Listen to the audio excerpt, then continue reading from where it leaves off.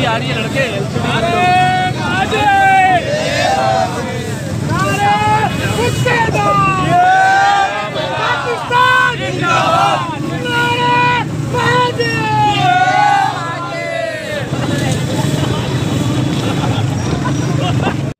जहाँ तक ताल्लुक है कि जो सूरत हाल आपने बताई है बिल्कुल ऐसी है। 2008 में सूरत हाल ये थी, जो कराची में रह रहे हैं उनको पता है कराची ऐसा नहीं था। कराची की मिसाल पूरे पाकिस्तान में दी जाती है। आज ये सूरत हाल क्यों है ये भी बताने की ज़रूरत नहीं है, सबको पता है।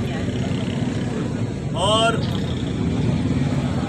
हमने जो मसाइल आपने बताए उस सब को हम वफाक और सूबाई हुकूमतों के साथ बैठकर उसके मुआहदे कर चुके हैं। हुज्जत तमामी इसी तरह की जाती है।